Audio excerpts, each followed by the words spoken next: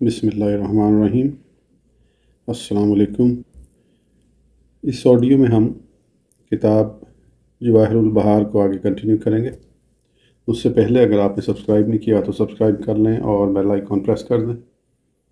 तो शुरू करते हैं। फ़ितरी महासन व अखलाकी कमालात। काज़ी एयाज़ रज़ियल्लाहु तआला अन्हु ने फ़ज़ाइल व कमालात नबवी के जौहरात लुटाते हुए अपनी तसनीफ़ लतीफ़ किताब शिफा के दूसरे बाब में मोहम्मद रसूलुल्लाह सल्लल्लाहु ताला अलैहि वसल्लम के अखलाकी और फ़ितरी महासिन व कमालात बयान फरमाए हैं, जिनकी तकमील अल्लाह जल्ल शानहू ने आपके ज़रिए फरमाई है। क्योंकि परवरदिगार आलम ने तमाम दीनी और दुनियावी फ़ज़ाइल व कमालात को ज़ाते मुस्तफ़वी से मुंसलिक कर दिया है। नबी अकरम नूर मुजस्सिम फ़ख्र दो आलम सल्लल्लाहु ताला अलैहि वसल्लम की मोहब्बत का दम भरने वालों को मालूम होना चाहिए, जो अपने आका की अजमाली कदर व मंज़लत की तफसील के ख्वाहा हैं कि जलाल व कमाल के खसाइल आदमी में दो किस्म के होते हैं। ज़रूरी दुनियावी, जिसका इंसानी जिबलत और दुनियावी हयात तकाज़ा करती है।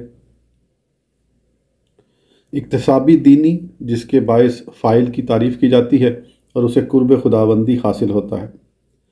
अव्वल ज़िक्र की मज़ीद दो किस्में हैं। एक वो जो दोनों किस्म के औसाफ में से एक के साथ ख़ास हो, और दूसरी वो जो दोनों में मुश्तरिक हो। ज़रूरी महज वो है जिसमें इंसान के कस्ब व इख्तियार का कोई दखल ना हो, जैसे हबीब परवरदिगार की जिबलत करीमा में कमाल खलकत और हुस्न व जमाल के साथ क़ुव्वत अक़ल, सेहत फ़हम, फसाहत ज़ुबान व बयान, क़ुव्वत हवास व आज़ा, एतदाल हरकात, शराफ़त नसब,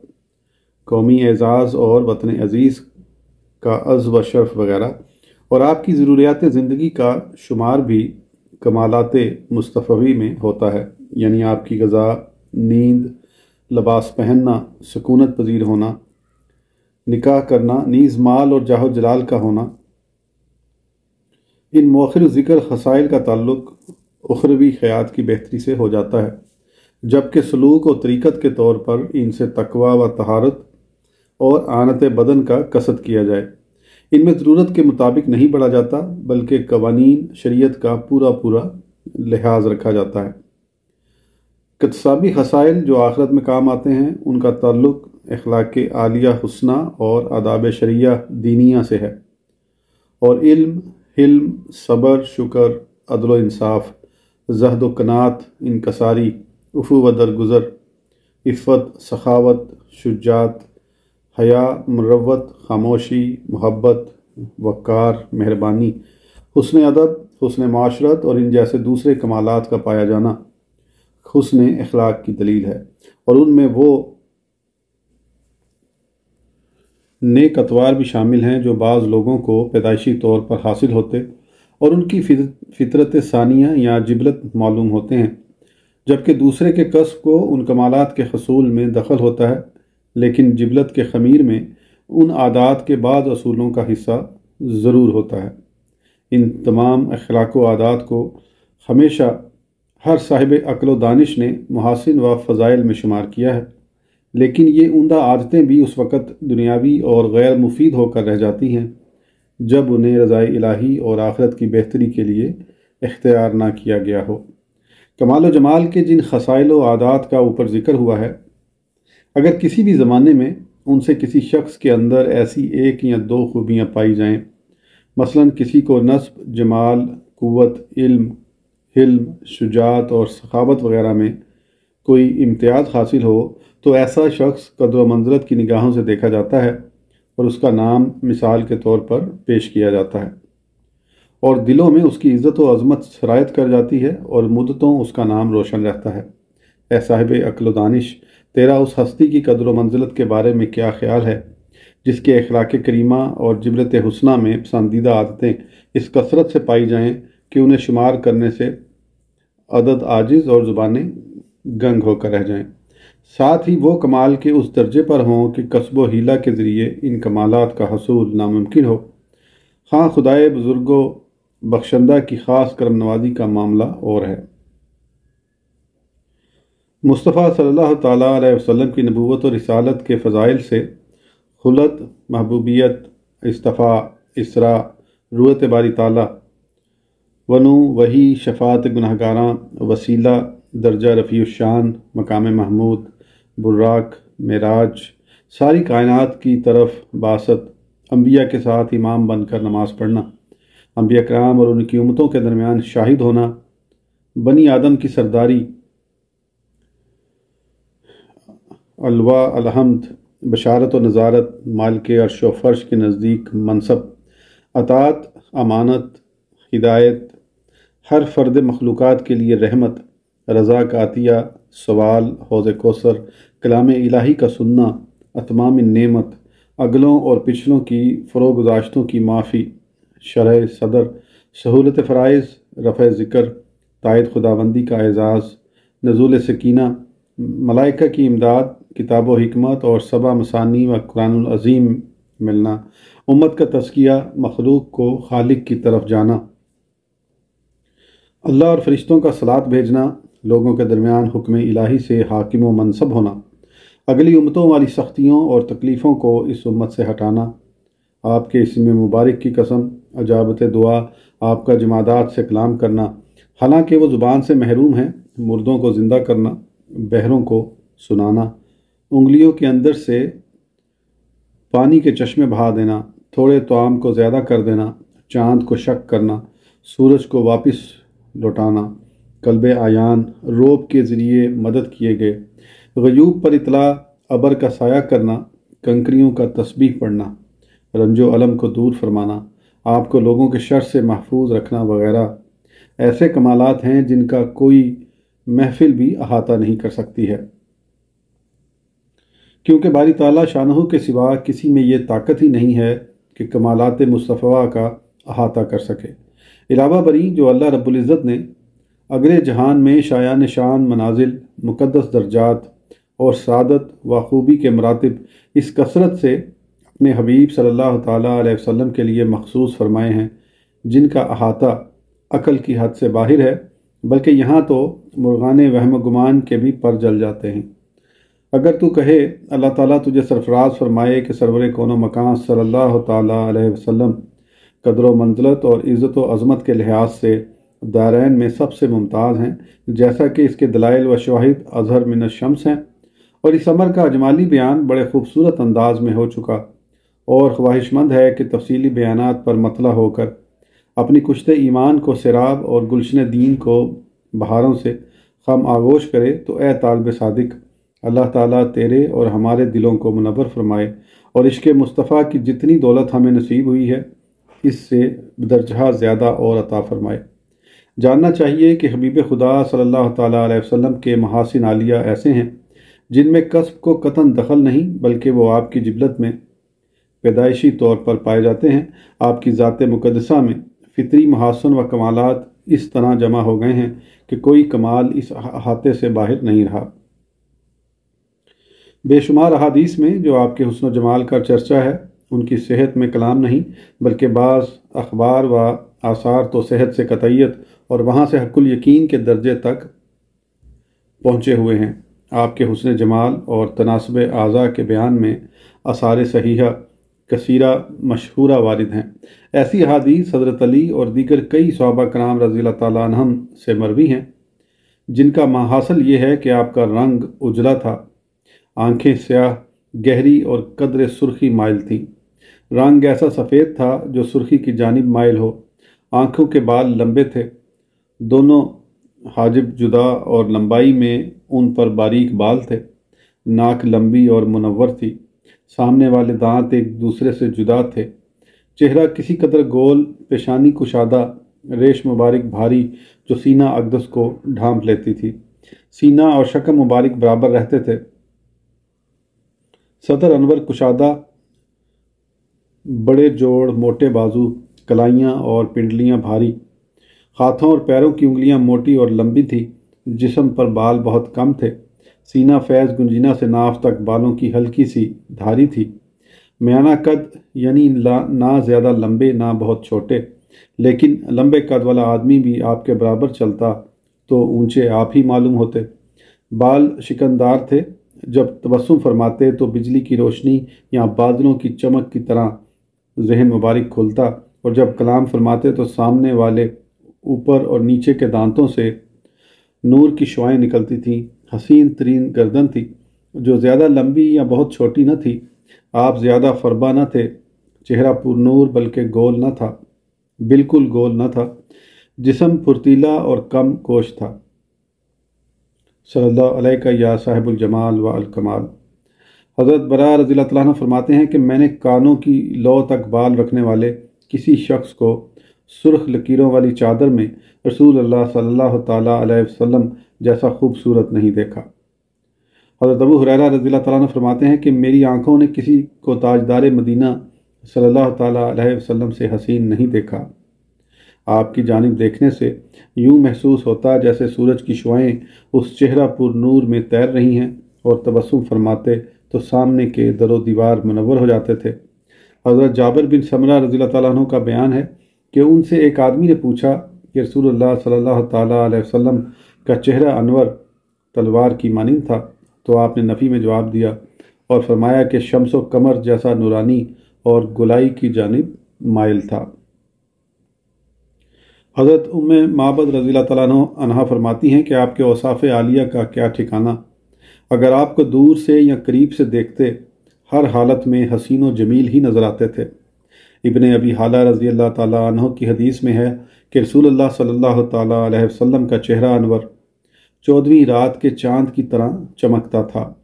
حضرت علی نے آپ کی مدح و ثنا کرتے ہوئے آخری وصف یہ بیان کیا کہ جو شخص آپ کو اچانک دیکھتا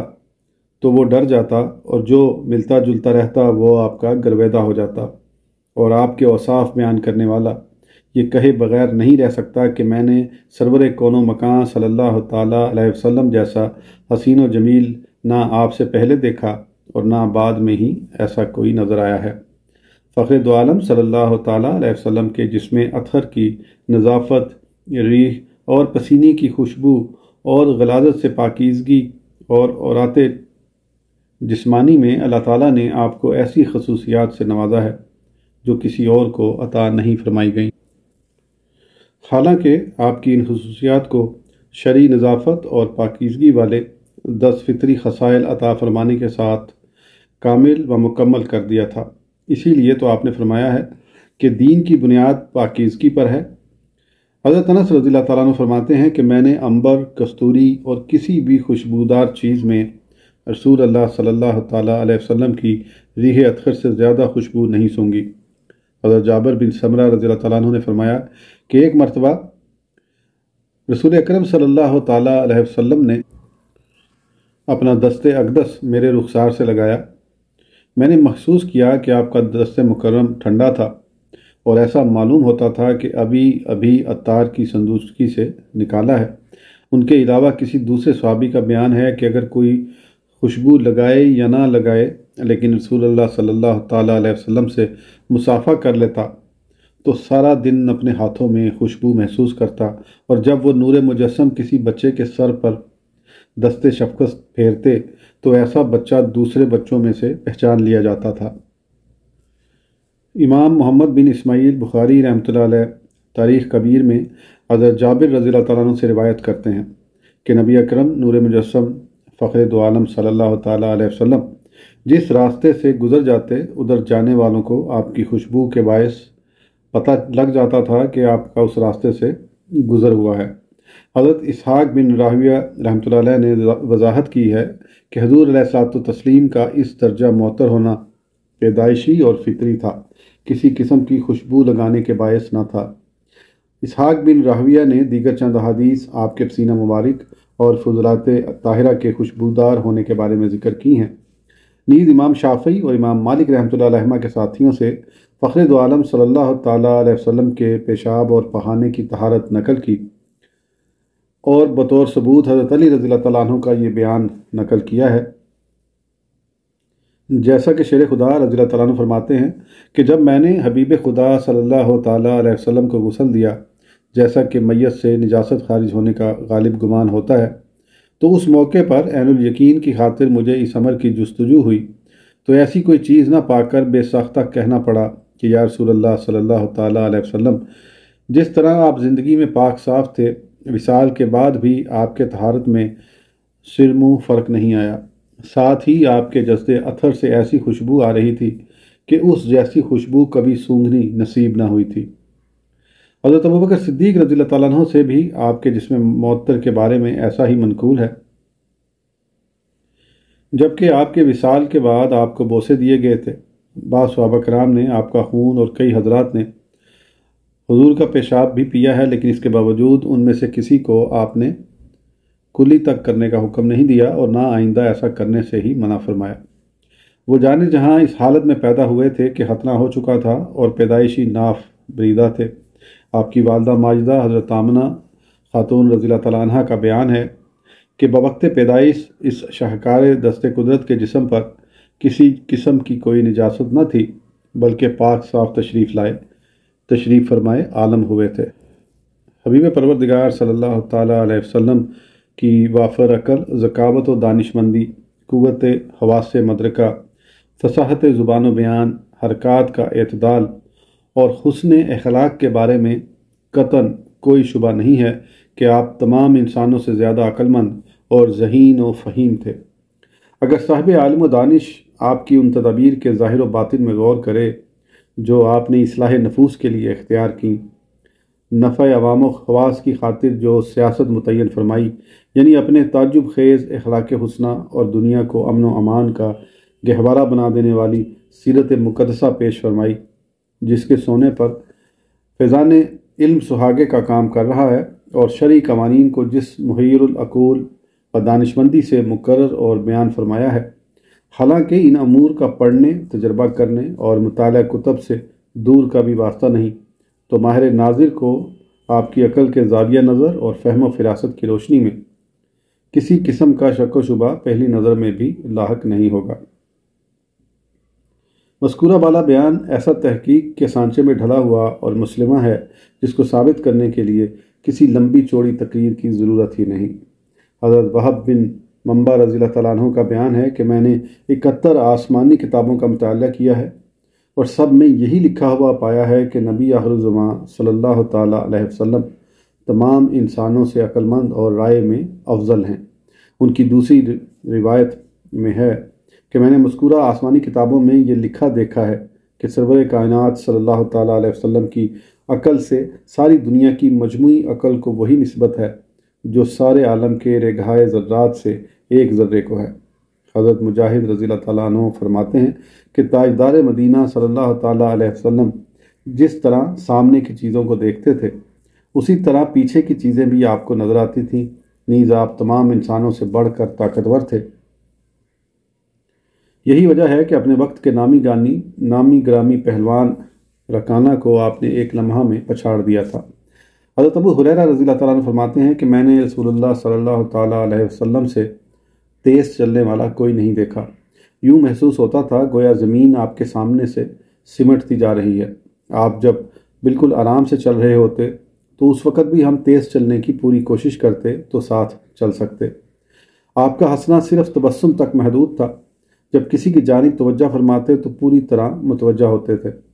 چلتے وقت آگے کو ذرا سا جھکاؤ رکھتے، جیسا کوئی اونچی جگہ سے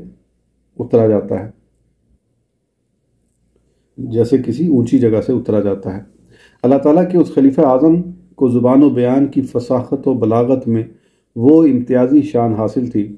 کہ آپ کے اس اعلیٰ منصب سے کوئی سلیم الطبع بے خبر نہیں۔